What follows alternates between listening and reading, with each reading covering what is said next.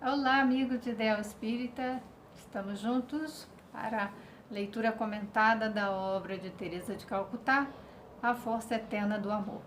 E a pergunta de hoje é: a sensação mais agradável? A paz interior. Conquistar a paz interior é um desafio para qualquer um de nós. A conquista da paz de espírito está intimamente associada às nossas lutas pessoais, internas, bem como a nossos medos, nossas necessidades e nossa visão de vida.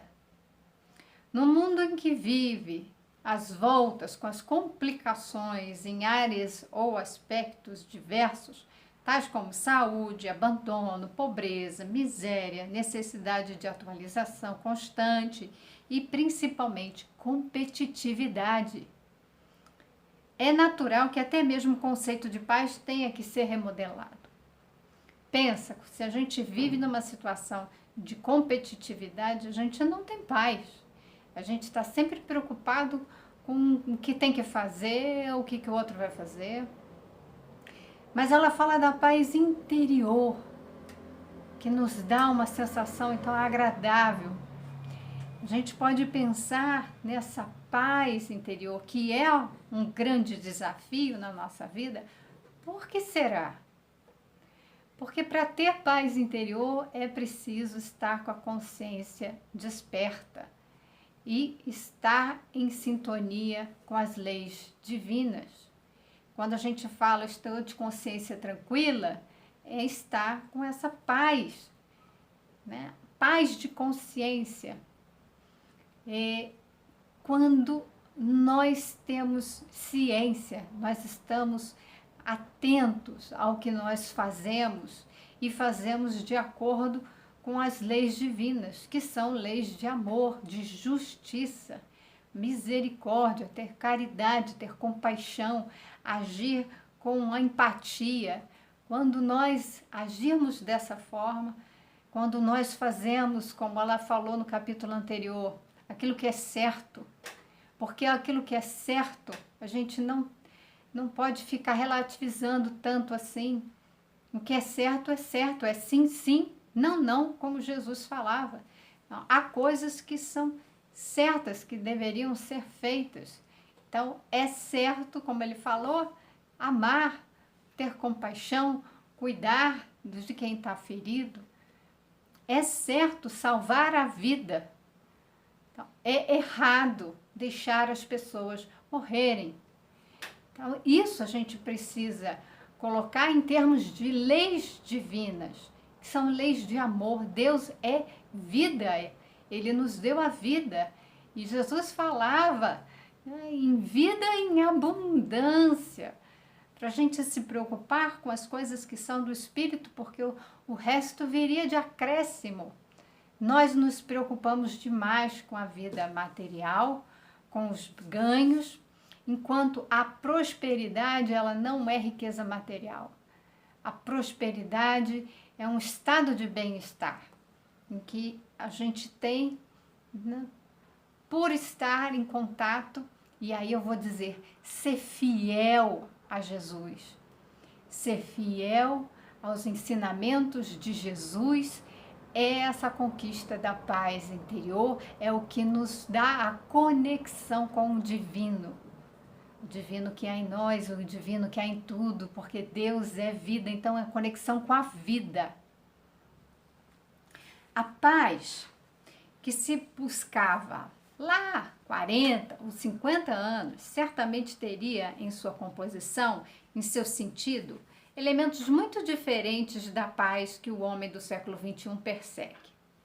No entanto, há 2000 anos, quando Jesus Cristo discorreu sobre a paz e defendeu a não violência, em que pese a sua maneira alegórica de se expressar, foi cristalino ao testificar que o reino de Deus está dentro de nós. Lucas capítulo 17, versículo 21. O reino de Deus está dentro de nós. Não está aí fora. Não adianta buscar fora de nós. numa afirmativa direta que não deixa margem à discussão. Em minha pequenez de alma, entendo que Nosso Senhor se referia a uma obra permanente, tendo em vista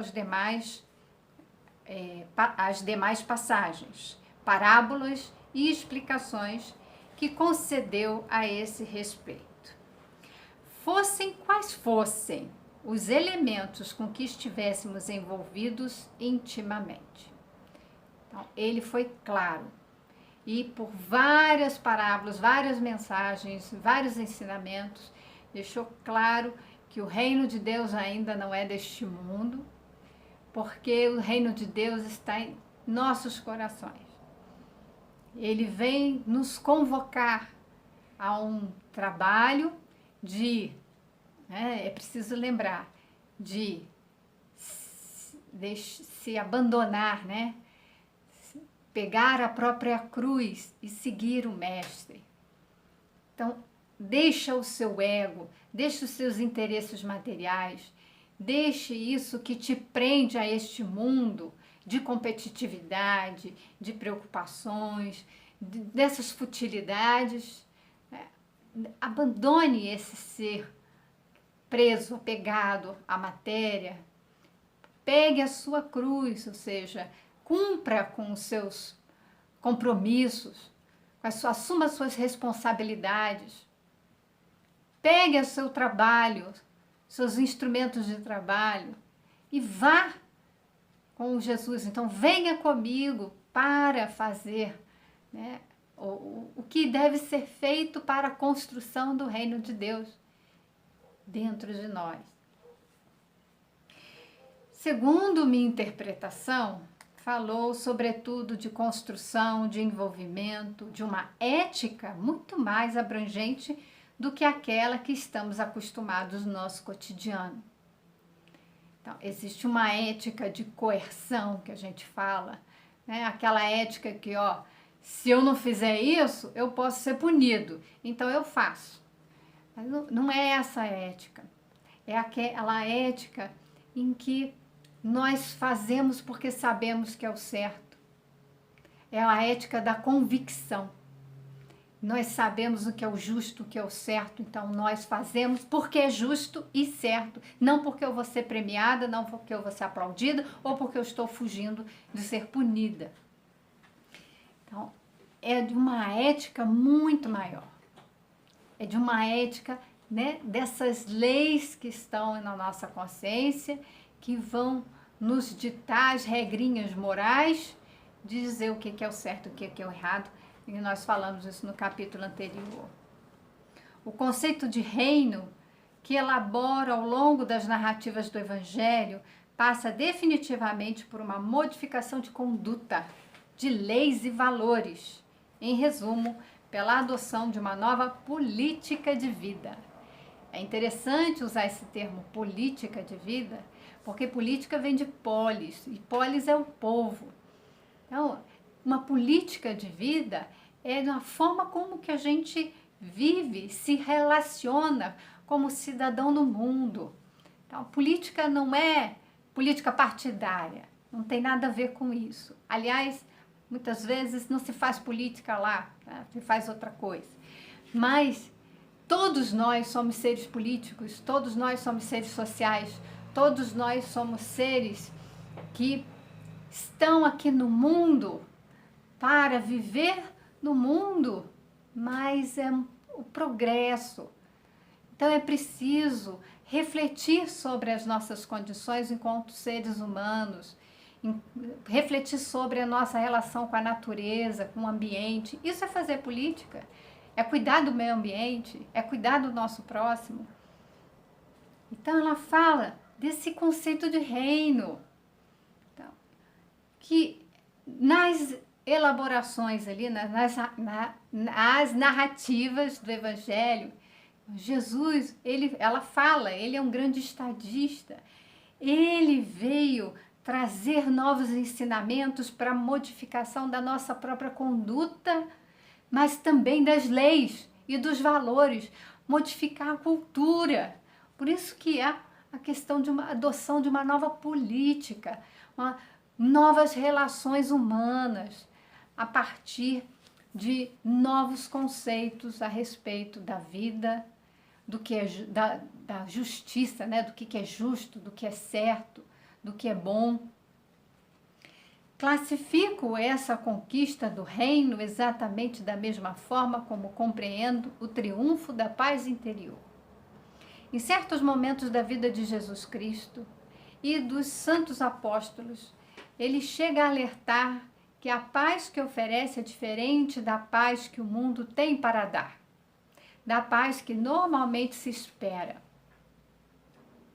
A certa altura diz: deixo-vos a paz, a minha paz vos dou. Não vou-la dou como o mundo a dá. Isso está em João, capítulo 14, versículo 27. Deixo-vos a paz, a minha paz. E ele e Deus são um, então ele está dando a paz de Deus. Ele está dando uma paz que é superior a tudo que nós podemos entender como paz. Porque não é a paz do mundo. A gente tem buscado a paz do mundo. O mundo tem dado a paz, mas a gente confunde o estar ali sossegado, ocioso, né? Falar assim, me deixa quieto aqui, me deixa em paz. Me deixa em paz é como ficasse quieto num canto, ninguém incomodando. Não é essa paz. Né? A paz de Jesus, Jesus vivia em paz. Ele podia se indignar, ele podia se entristecer, ele podia se alegrar. Agora, ele era um homem que vivia dessa paz interior, a paz da consciência, porque ele cumpria com a vontade do Pai. E, noutra ocasião, em suas próprias palavras, fala de uma espécie de batalha, uma guerra de Jesus. Não penseis que vim trazer a paz à terra. Não vim trazer paz, mas a espada. Mateus, capítulo 10, versículo 34. Que pode ser interpretada como luta interna ou simplesmente como conquista. Como se vê, nossa paz é um empreendimento decorrente de esforço pessoal. Você quer conquistar a paz, você tem que fazer o trabalho de autoconhecimento, do seu despertar da consciência, para que essas regras internas fluam e a gente passe a agir conforme elas. E agindo, sendo fiel a essas leis internas, nós viveremos em paz. E é necessário fazer esse trabalho de autoconhecimento, esse esforço pessoal. Ninguém vai fazer isso por nós. Ninguém vai dizer, se falarem, olha, faça desse jeito, faça daquilo. Se você acha que transformação, evolução é uma transformação comportamental, sem fazer o autoconhecimento, você está fazendo uso de máscaras. Depois a gente vai ver, como ela já também narrou em outros capítulos, que quando ela chegou no plano espiritual, que teve essa ampliação da consciência, ela percebeu muitas coisas que aqui ela não percebia. Aqui a gente fica envolvido com as questões também da matéria, né? Ela era uma religiosa cuidando dos doentes, dos miseráveis, ela estava envolvida com esse trabalho, mas era uma pessoa religiosa, então a gente já imagina que é uma pessoa que já tem ali toda uma questão transcendental, né? Uma filosofia de vida que a eleva espiritualmente. Ainda assim, fazendo o que ela fez, ela chegou no plano espiritual e teve essa sensação de amplitude de consciência, porque nós ficamos muito fechados, a mente obnubilada, que a gente pode chamar, que é esse fechamento, uma cegueira espiritual. A gente enxerga com os olhos da carne, mas não enxerga com os olhos do espírito. A vida como ela realmente é, né? é uma experiência, uma oportunidade. A paz do mundo, ela é uma paz geralmente ligada à ociosidade, à inatividade, à inutilidade. E não é disso que Jesus falava. Por isso que ele veio trazer a espada. Ele veio trazer elementos para a nossa luta interior, para que nós possamos nos conhecer e ter contato com essas leis, que elas por si só vão fazer a nossa transformação. Então, quando nós agirmos em conformidade com as leis divinas, nossa conduta estará transformada, mas por uma mudança interior. E isso já nos trará a paz interna. Embora as variáveis mudem e se renovem ao longo dos séculos, de uma coisa não podemos duvidar, com base nas palavras de Jesus Cristo: a paz é fruto de trabalho árduo. Então, é muito trabalho, foi o que eu falei. A gente precisa fazer esse trabalho de autoconhecimento, de uma construção interior, do estabelecimento gradual da política do reino dentro de nós. Então, dessas leis que regulam, que equilibram, né, que colocam em operação, em movimento o nosso mundo interior, para sermos fiéis a Jesus, às leis de Deus. Nem as posses da era moderna, nem os desafios encontrados na escalada da competição do mundo poderão substituir o enunciado de paz trazido por Jesus. Discorro sobre modelar o próprio conceito de paz, no intuito de resgatar aquela concepção de Cristo de uma paz que não oscila diante das flutuações inerentes às questões mundanas, pessoais e emocionais. Então, o que ela está dizendo aqui é importante, porque nós falamos no capítulo anterior sobre o relativismo. Aqui ela também está falando, não é uma paz que oscila, que muda, que sofre flutuações, porque as questões do mundo mudaram, a paz mudou, as questões pessoais mudaram, então a paz, meu conceito de paz mudou, ou uma questão emocional. Não é. A paz é conquistada com o esforço do autoconhecimento e do cumprimento. Então, ser fiel, ser cumpridor, assumir o compromisso e a responsabilidade por nossos atos, fazendo o que essas regras internas nos ditam a fazer, o que é o certo. Não acredito que a paz prometida e divulgada por Cristo seja passível de sofrer alternâncias de acordo com o momento, a conjuntura ou as ações e reações emocionais que não dependem de nós. O que Jesus falou está ligado à lei divina, e a lei divina, ela é imutável. Deus, ele é permanente. Tudo mais é impermanente. Então, o que provém de Deus, as suas leis que regem o universo, imagina se as leis de Deus flutuassem. Uma hora a gravidade é de um jeito, outra hora é de outro, né? Essas leis naturais, elas são permanentes, elas têm um ciclo, elas têm uma harmonia, uma ordem. Tudo no universo é ordem. Mas sim vejo essa paz como um estado de espírito, que pode ser melhor definido como confiança na providência divina, mesmo diante da dor, da enfermidade ou dos dissabores que são comuns no mundo até agora. Então é um estado de espírito em que, diante de tantas adversidades, a gente se mantém em paz, porque confia, exatamente porque as leis divinas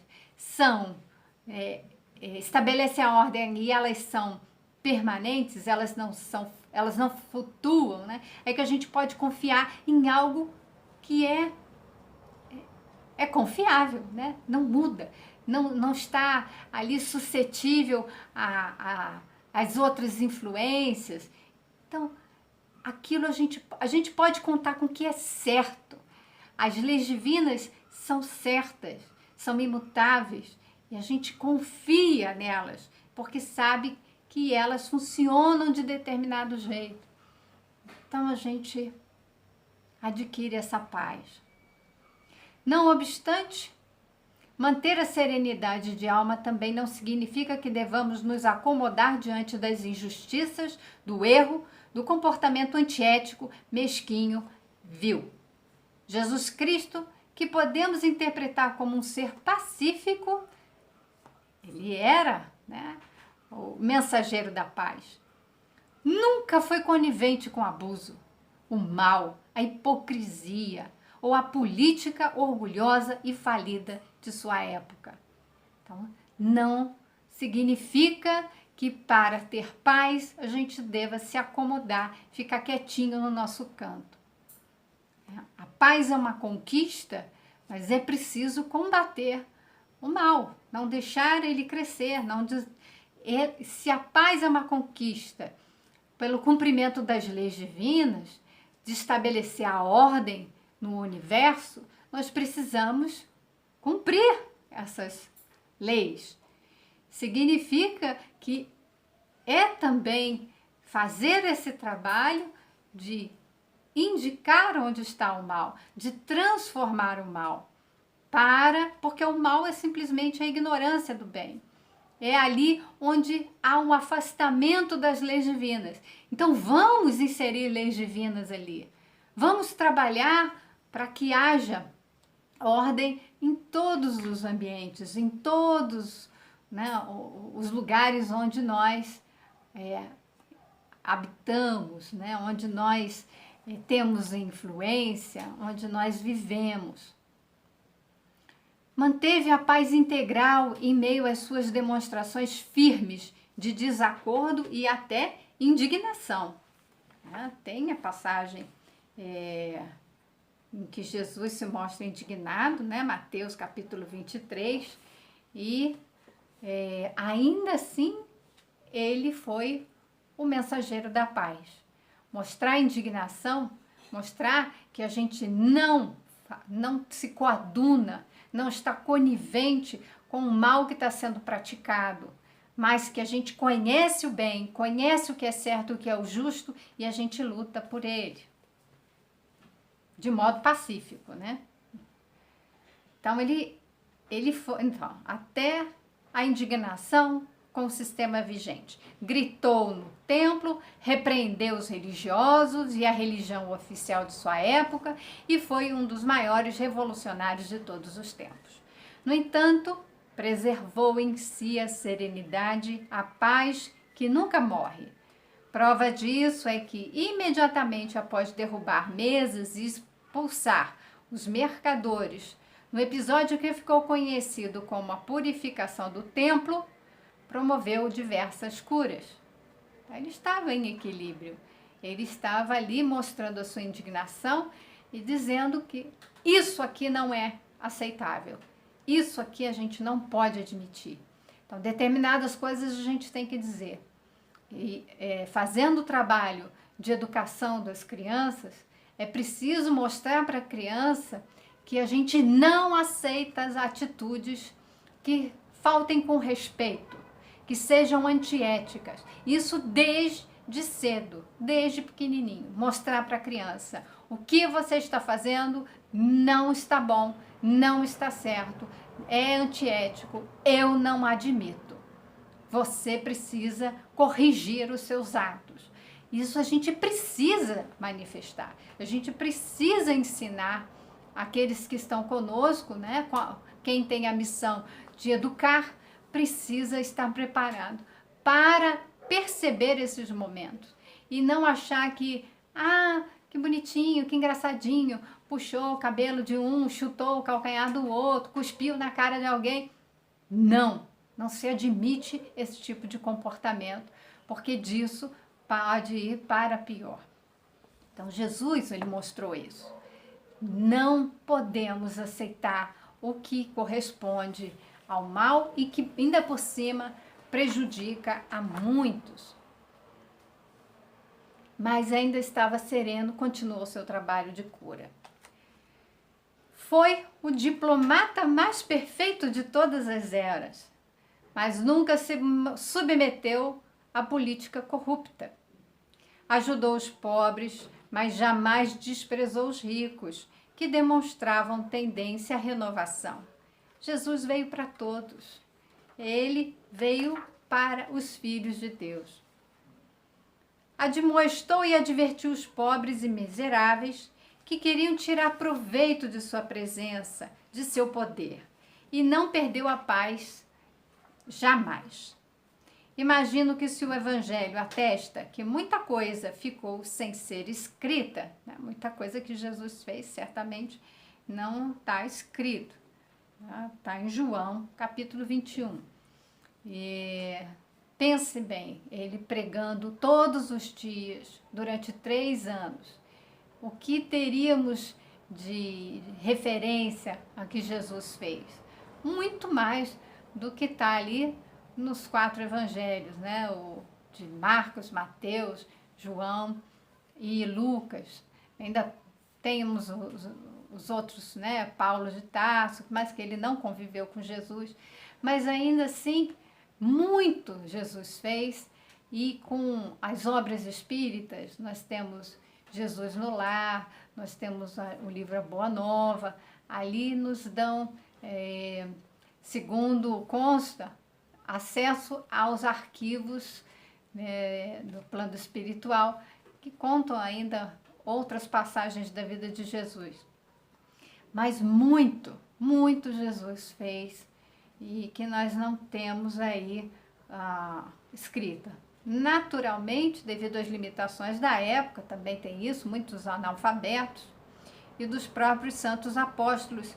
Então, nem quero pensar em tudo que ficou para descobrirmos quando os portais da morte descortinarem para as nossas almas a verdade maior. Hoje a gente vive numa grande ilusão. A gente acredita em fatos, nem fatos, né? A gente acredita em relatos, que se é fato, pode ser que seja verdadeiro, mas acontece que os fatos são interpretados de acordo com a vontade de cada um. Então, hoje a gente acredita em muitas interpretações, muitas ilusões. Nos iludimos facilmente. Quando isso descortina, que nós temos acesso à verdade, nós entramos aí em choque por ver, né, nossas ilusões.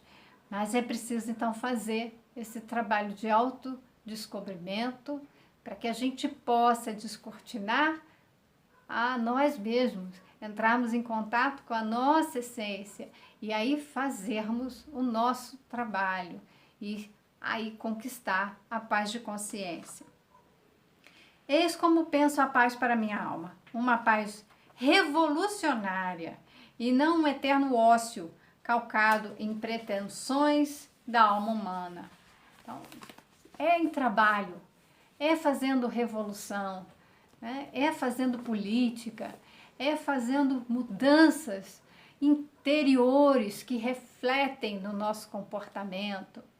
Conquistar e estabelecer a paz na alma, assim como sobre a terra, exigirá grande esforço individual e conjunto, tanto no que tange a abrirmos mão de nossas verdades arraigadas e pessoais, como abdicarmos de algumas interpretações que nos favorecem e de diversas coisinhas às quais nos apegamos em virtude dos ganhos secundários que aurimos com a manutenção de uma guerra declarada ou de uma paz armada. Nossa, muito importante o que ela coloca, né? Conquistar essa paz na alma, né? E significa o esforço, a gente já viu um esforço individual, mas é preciso abrir mão de quem nós achamos que somos, abrir mão dos nossos caprichos, abrir mão das imposições do ego, que é caprichoso, que ele é orgulhoso, vaidoso, achar que ele é dono da verdade, abrir mão de ser o melhor, de ser o que sabe mais, abrir mão dessas posições, né? E dos ganhos secundários, ou seja, a gente sempre numa relação, né, às vezes mantém uma situação que aparentemente é ruim, mas que tem ganhos ali por trás, manipulando as pessoas para atender os próprios interesses. Então, cuidado com isso, porque há uma guerra declarada, ou então uma paz armada. Isso significa estabelecer o medo nas relações, ou a exploração das pessoas nas relações. Então é preciso muita atenção para isso. Lucra-se muito no mundo com a manutenção de confrontos e disputas, com a miséria e até mesmo com os estados de conflito íntimo. Aí tem o ganho secundário. Muitas pessoas preferem não tratar e curar, por exemplo, para que aquela pessoa permaneça doente. Já ouvi muito isso, né? O ideário, né? O que mantém, o que sustenta a indústria farmacêutica é que ela não vai curar, mas ela também não vai permitir que morra. Então, ela vai te colocar num estado de doença crônica, para que você compre remédio a vida inteira e ela enriqueça com isso. E que outras coisas mais, é a criação de novas patologias. Isso é só um exemplo. Então, você tem uma construção de uma ideia que ela se mantém para que haja lucratividade, para que se ganhe dinheiro com isso, tá? Através do mal-estar, da doença, por exemplo, de umas pessoas, da miséria, da pobreza, quantas pessoas exploram e deixam grande parte da população em situação de penúria, para que elas tenham riquezas. Só que isso tudo não é nosso, não nos pertence. Estamos no mundo pela concessão divina, para usar no mundo todos os recursos para a nossa evolução espiritual. Então, nós vamos ainda pagar um preço por isso, né? Para estar contas do uso que fizemos. Então, a questão é, portanto, estabelecer o que é mais importante para nós. Qual o alvo de nossas aspirações mais caras? Trata-se de pesar o que é mais oneroso e o que é mais inteligente, que nos proporciona maior vantagem dentro de uma avaliação de custo-benefício. Para alguns, os conflitos internos parecem ter mais valor, pois acostumaram-se a tirar proveito das próprias desgraças, de forma a manipular pessoas e situações com suas misérias íntimas. Também isso acontece. Quando eu estava lendo ali em cima, eu pensei na questão da gente se considerar vítima. Eu sou uma vítima de maus tratos, o mundo inteiro me agride, eu sou um sofredor. Então, tá nessa posição, tá certo que muitas pessoas estão, como ela mesma fala, os pobres dela, sem ter forças até para pescarem, né? Para ensinar a pescar, e eles têm que dar o peixe pronto, porque eles precisam do alimento já pronto para terem forças. Então, existem pessoas em situações graves que precisam da assistência, mas existem pessoas que se deixam colocar numa situação de vitimismo, de opressão. Então, eu sou um pobre coitado, isso de autopiedade. Alguns falam de autocompaixão, mas esses termos, eles às vezes se confundem. Hoje a gente pode tentar definir autocompaixão como uma atitude positiva, né? De você ter empatia e compaixão pelo outro, também ter com relação às suas próprias condições. É diferente da autopiedade, esse estado de comiseração, de ficar remoendo seus problemas, se colocando como coitadinho, vítima, e com isso vai explorando as outras pessoas, né? E vai se colocando num lugar de que precisa, então, do carinho, do tratamento, da atenção. E isso são ganhos secundários, porque quanto mais eu faço isso, mais eu recebo atenção, então reforça o comportamento de coitadinho, de vítima, e esse ciclo vicioso se mantém.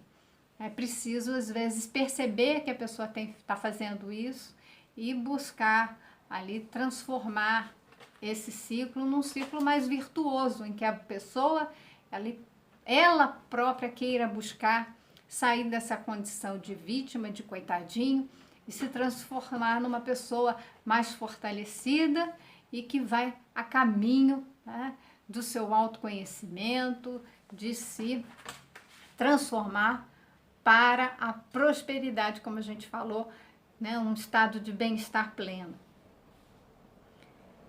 É fundamental eleger seu modelo de felicidade, sua meta de vida, e julgar o que mais importa a sua satisfação íntima. Acredito que somente nos definindo intimamente poderemos fazer uma opção inteligente e consciente pela paz que Cristo anunciou. Ela termina esse capítulo falando que, somente nos definindo intimamente. É preciso fazer o autoconhecimento. Fazer autoconhecimento não é transformação de comportamento apenas, isso está por fora, isso na aparência. Fazer o autoconhecimento é uma jornada, é um esforço em que a gente vai estar observando o que nós pensamos e sentimos e fazemos. Então, é perceber que no momento em que eu falo alguma coisa, né, por exemplo, eu acabei de conversar com uma pessoa que disse que ela está sentindo medo. Então, pensa, o que está fazendo sentir medo? Nesse momento que você passa por determinada situação, você percebe algo e aquilo gera medo. O que é que te leva a sentir medo? Então, várias reflexões para que ela se aprofunde no medo, porque o medo está ligado ao ego, é uma manifestação do ego. O ego, ele quer se manter no poder, vamos dizer assim, e algo está o ameaçando. Então, é preciso começar a refletir qual é essa relação do medo com aquele acontecimento, com medo com aquela pessoa. Isso é um processo que é para a vida inteira. Autoconhecimento não é para agora, em 30 minutos, você vai se tornar a melhor pessoa do mundo. Não é. Não tem um cursinho que você vai comprar pela internet que vai fazer o autoconhecimento e vai se transformar. Isso não é. Isso é treinamento, adestramento de comportamentos. É válido para sair de alguns estados de crise de ansiedade, de crise de depressão, mas depois é preciso ir se definindo intimamente, como está aqui, fazendo essa opção inteligente e consciente, porque é a tomada de consciência de quem nós somos, para que a paz chegue para todos nós. Tenham todos um ótimo dia, desejo que a paz do Cristo esteja conosco e até o nosso próximo encontro.